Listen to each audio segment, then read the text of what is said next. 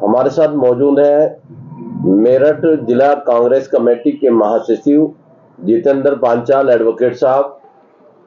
पांचाल जी, जिस तरह से ये जो युद्ध चल रहा है और गैस की बहुत बड़ी किल्लत हो रही है, एलपीजी के लिए लंबी लंबी कतारें लग रही हैं, कई जगह पर तो देखने में आया कि पेट्रोल पंप जो है बहुत जल्दी बंद हो जाते हैं या कई बार कई पेट्रोल पंपों में पेट्रोल भी पूरा नहीं मिल रहा है। इस पर क्या कहना चाहेंगे?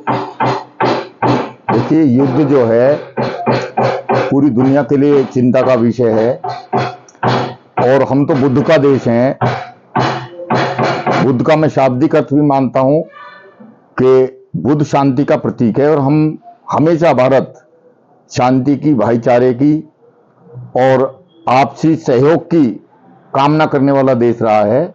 युद्ध निश्चित तौर पे बहुत चिंता का विषय जनमानस के लिए है और खासतौर से भारत के लिए तो बहुत चिंता का विषय इसलिए भी है कि भारत आज दुनिया में सबसे ज्यादा पॉपुलेशन वाला देश है। हम लगभग 144 करोड़ हैं और ऐसी स्थिति में युद्ध से जो दैनिक हमारी आवश्यकताएं हैं, जो हमारी आवश्यक वस्तुएं हैं, अगर वो जीवन में जिनके बगैर हम जिंदा नहीं रह सकते, जो हमारे जीवन का पर्याय बन चुकी, अगर उनकी सप्लाई बंद होगी तो निश्चित तौर पे हमारा निजी जीवन प्रभावित होगा।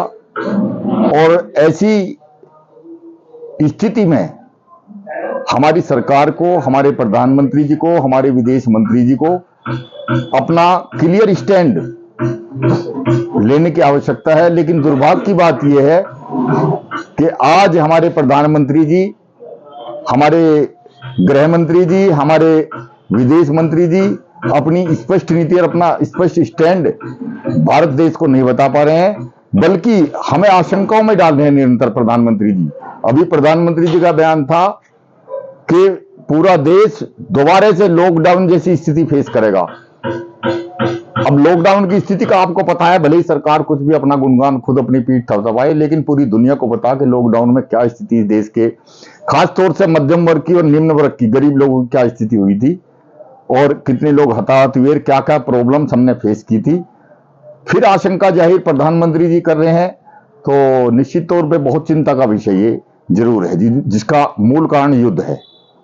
पेट्रोल और डीजल के दाम बढ़ गए हैं और जो पेट्रोलियम मंत्री है उनके द्वारा कहा गया कि हमने 10 रुपए कम कर दिए हैं।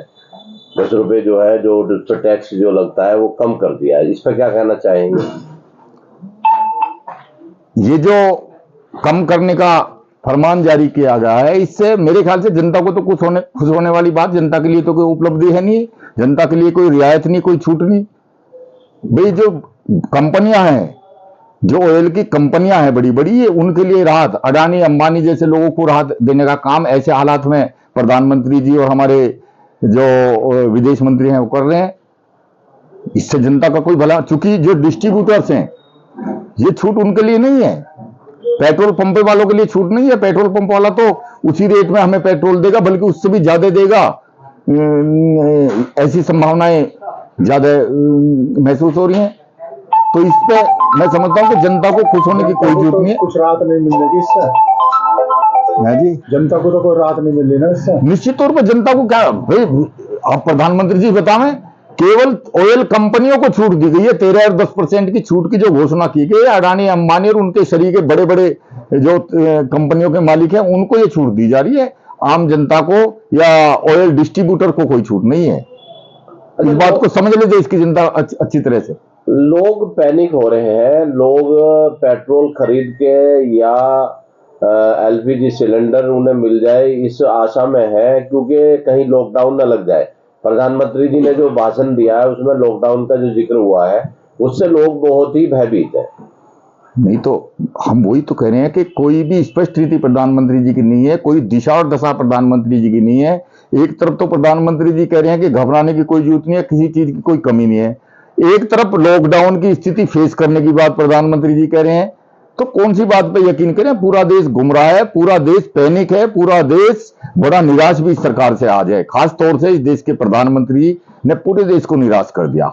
मुझे बड़े दुख के साथ कहना पड़ रहा है कि आज हिंदुस्तान की क्या स्थिति, फॉरेन पॉलिसी में क्या स्थिति बन चुकी, कभी इस देश की चौधराहट पूरी दुनिया पे चलती थी, और आज दुनिया के जो डोमिनेटिंग पावर्स देश हैं वे हिंदुस्तान को कुछ नहीं समझ रहे।